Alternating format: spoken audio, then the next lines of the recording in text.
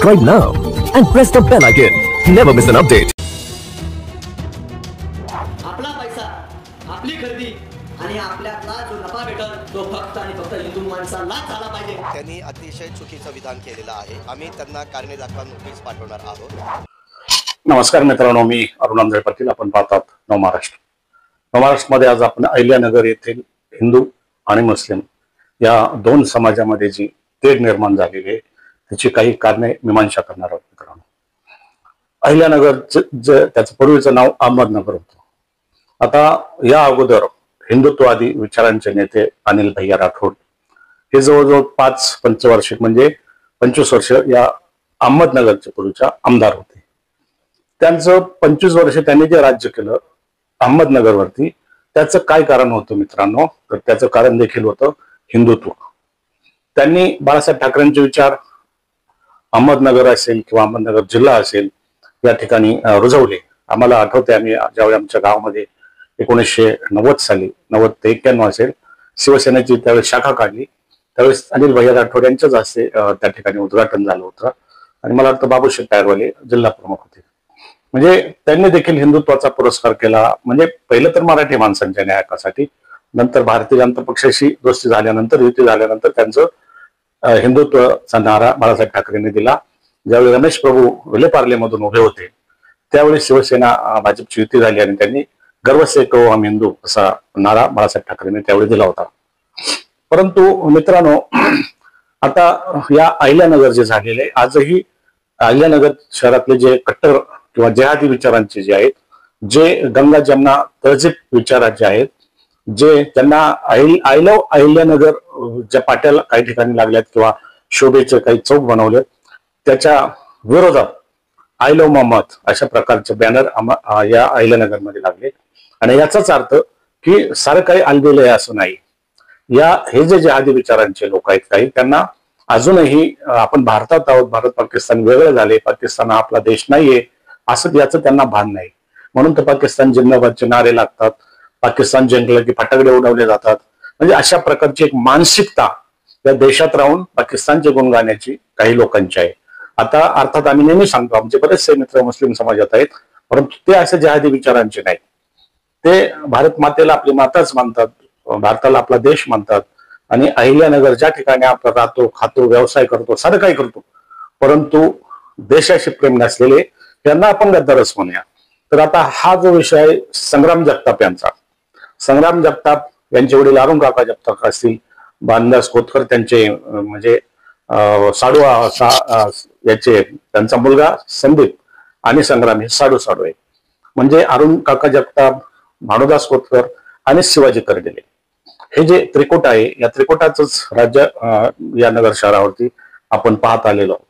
आणि याचं कारण म्हणजे शिवाजी कर्डिलेंचे हे दोन्ही भाई, म्हणजे शिवाजी कर्डिलेंच्या 2 मुली, एक संग्राम जगताप आणि एक संदीप खोतकर यांना दिलेले आहे. परंतु तिघेही एकाच विचाराचे पूर्वी होते. परंतु काही दिवसापूर्वी शिवाजी कर्डिले यांनी भारतीय जनता पक्षात प्रवेश केला. नंतर आपल्याला माहिती आहे भानदास खोतकर हे काँग्रेसचे कार्यकर्ते, खोतकर हे अरुण काका जगताप देखील काँग्रेसचे कार्यकर्ते. परंतु काही जे खटले चालले त्यामध्ये भानदास खोतकर यांना जन्मठेपेची सजा झाली. अरुण काका जगताप यांचं आता नुकतं निधन झालेलं आहे आणि आता राहिले संग्राम जगताप.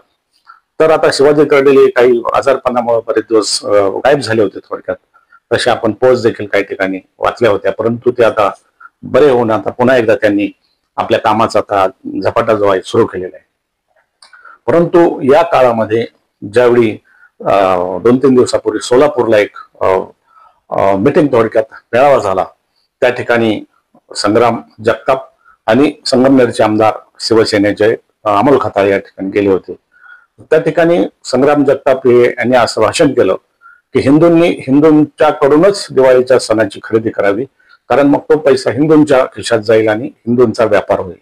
त्यांनी कुठेही मुस्लिम समाजाचं नाव घेतलं नाही की मुस्लिमांकडून तुम्ही या वस्तू खरेदी करू नका. देशामध्ये असे फतवे अनेक ठिकाणी निघालेले आहेत मित्रांनो. मागे देखील आपण राहुरी तालुक्यात एका ठिकाणी अशा गावकऱ्यांनी ठराव केला होता की मुस्लिमांकडून काही वस्तू खरेदी करायची नाही. तो असो, परंतु असं काही ते बोलले नव्हते, फक्त सांगितलं हिंदूंकडून वस्तू खरेदी कराव्यात. आणि मग त्याचं पुन्हा एकदा त्यांच्या विरोधात वातावरण तयार केलं गेलं. त्याच्यात तो ओवेसी कोण आहे, IMM काय तो पक्ष आहे त्याचा, तो या ठिकाणी जेहादी विचारांचा, जहाल विचारांचा तो ओवेसी नगरमध्ये आला, त्याने आगीत तेल ओतलं. बऱ्याचशा गोष्टी घडत गेल्यात आणि घडत आहेत या अहिल्यानगरमध्ये. त्या अगोदर आईलो मोहम्मदचे पोस्टर लागले, त्यानंतर दुर्गा मातेची पूजा निघाली होती, त्या ठिकाणी मांस फेकलं गेलं त्या रस्त्यात. त्यानंतर मग कोणीतरी रांगोळी आईलो मोहम्मद रांगोळी रूपात काढलं. आता याची सुरुवात बरेलीमधून झाली आईलो मोहम्मदची, आणि मग ती महाराष्ट्रात सर्वात जास्त पसरली. नांदेड असेल, सोलापूर असेल, अहिल्यानगर किंवा श्रीरामपूर असेल, ज्या ज्या ठिकाणी मुस्लिम बहुल इलाके आहेत त्या ठिकाणी हे लोण पसरलं आणि आई लव मोहम्मदचे हे नारे सुरू झाले आणि बॅनर सुरू झाले. त्यानंतर ज्यावेळी राष्ट्रवादी काँग्रेस पक्ष आहे हा तसा मुस्लिम धार्जनाच पक्ष आहे मित्रांनो, मग ते शरद पवार असो किंवा अजित पवार असो, फक्त आणि फक्त आपल्या गुन्ह्यांना माफ करण्यासाठी अजित पवार भारतीय जनता पक्षात गेलेत. परंतु भारतीय जनता पक्षाचं हिंदुत्व त्यांनी स्वीकारलेलं नाही हे त्या आजच्या वक्तव्यातून त्यांचं सिद्ध होते. त्यांनी सरळ सांगितलं की काल त्यांनी सांगितलं आम्ही त्यांना कारणे दाखवा नोटीस पाठवू. आज त्यांनी ती नोटीस पाठवली देखील आणि ती नोटीस संग्राम जगताप यांना मिळालेली आहे. तेव्हा आता संग्राम जगताप घाबरले असतील, आता काय करायचं, आपल्याला कारणे दाखवा नोटीस आली, आपल्याला पक्षातून बडतर्फ करतात की काय, अशी काही काळजी करण्याचं कारण संग्राम जगताप यांच्या पुढे नाही आणि ते त्यांना माहिती आहे की पुढे काय होणार आहे. उलट संग्राम जगताप हेच आता त्यांनाच असं वाटतंय की आपल्याला भारतीय या राष्ट्रवादी काँग्रेसच्या अजित पवार याच्यातून काढावं, आपल्याला बडतर्फ करावं, म्हणजे ते भारतीय जनता पक्षात जायला मोकळे आहेत. कारण त्यांनी जर राजीनामा दिला तर त्यांची आमदारकी जाईल, त्यांना पुन्हा निवडणूक लढावी लागेल आणि हे रिस्क कोणी घेणार नाही. त्यापेक्षा अजित पवार यांनीच त्यांना काढलं तर त्यांची भारतीय जनता पक्षाची वाट मोकळी होईल. आता ज्यावेळेस सोलापूरला त्यांनी विधान केलं तर अजित पवारांनी सांगितलं की हा आमचा जो पक्ष आहे हा शाहू फुले आंबेडकरांच्या विचारांना मानणारा पक्ष आहे. अजित पवारांचा पक्ष छत्रपती शिवाजी महाराजांच्या विचाराला मानणारा नाही, जिजामातेच्या विचारांना मानणार नाही, रामकृष्ण परमहंस, रामकृष्ण शंकराच्या या देवांना मानणारा नाही, यातून सिद्ध होतं. आणि हे पवार घराणं आता नेमकं मग कोणत्या विचारांना मानणार आहे? शरद पवार आपल्याला माहिती नास्तिक आहेत, ते कधी देवळात जात नाहीत, ते देवाला मानत नाही, आणि अजित पवार हे त्यांचे पुतणे त्यांच्यात तालमीत तयार झालेले, त्यामुळे ते नेहमी मानतात शाहू फुले आंबेडकरांच्या विचारांना मानणारे आम्ही आहोत, छत्रपती शिवाजी महाराजांचा विचार त्यांना मान्य नाही हे त्यांनी अधोरेखित केले, जसं शरद पवारांनी अधोरेखित केलेलं आहे. असं मित्रांनो, जो त्यांच्या मताचा जोवा त्यांना मागायचा असतो, याचं लांबून चॅलेंज जे करायचं असतं ते करत राहतील. त्यांच्यात काही दुमत असण्याचं कारण नाही, तो ज्याचा त्याच्या पक्ष आहे. आणि त्यांनी तर सांगितलं आपल्या पक्षाची म्हणजे पक्षाचं हे विचार नाही. आणि आता याला मी समजावून सांगितलं संग्रामला, परंतु तो काय ऐकत नाही. आता त्याचे वडील नाहीत, तो आता आमदार आहे, त्यांनी समजायला बरं ते पॉलिसी आपण ज्याला म्हणतो ती पॉलिसी आपल्या साध्या भाषेत पोचारा फिरवण्याचं काम त्यांनी केलं. परंतु संग्राम जगताप त्यांना भीक घालणार नाही, घालतही नाही, यापुढेही घालणार नाही. कारण संग्राम जगताप यांनी आता विचार पक्का केलेला आहे की त्यांना आता भारतीय जनता पक्ष जायचे. दुसरा एक त्यांचा आडाखा असा असू शकतो की आज अहिल्यानगर जिल्ह्यामध्ये संपूर्ण भारतीय जनता पक्ष असेल की महायुती असेल यांची सूत्र राधाकृष्ण विखे पाटील जे मंत्री आहेत जलसंपदा त्यांच्या हातात आहेत. आपण पाहिलं त्या दिवशी अमित शहा आले होते, हे दुसऱ्या वेळी अमित शहा आले, आणि मराठ्यांचं जे आंदोलन आहे याचं देखील सांगता राधाकृष्ण विखे पाटलांनी केली. तेव्हा आता नगर जिल्ह्यामध्ये राधाकृष्ण विखे पाटलांशिवाय आपल्याला तारणहार कोणी नाही, सुजय विखे पाटलांशिवाय तारणहार कोणी नाही, हे आता ते समजून गेले संग्राम जगताप. कारण शेवटी वारं कोणत्या दिशेने वाहते ते ज्या राजकारण्याला कळेल तोच सच्चा राजकारणी किंवा यशस्वी राजकारणी ठरला जातो. मुस्लिमांची मतं त्यांना नकोच आहे, कारण त्यांनी खासदारकीला पाहिलं, आमदारकीला पाहिलं, मुस्लिम मतं नगरमधली किंवा इतरातली ही राष्ट्रवादी काँग्रेस शरदचंद्र पवार पक्षाला गेली होती. त्यामुळे आता त्यांनी त्यांचा विचार सोडून दिलाय. मग आता राहिले हिंदूंची मतं. मग आता कट्टर हिंदुत्व भगवा झेंडा खांद्यावर घेतल्याशिवाय एक गठ्ठा हिंदू मतं पडणार नाही आपल्याला, आणि ते त्यांनी आता खोनगाठ बांधलेली आहे. उद्या आता शिर्डी मतदारसंघ जो लोकसभेचा आहे तो आता ओपन झालेला आहे. त्यामुळे सुजय विखे पाटील आता शिर्डीमधून उभे राहतील पुढच्या 29च्या निवडणुकीला. मग अहिल्यानगर दक्षिण मधून कोण?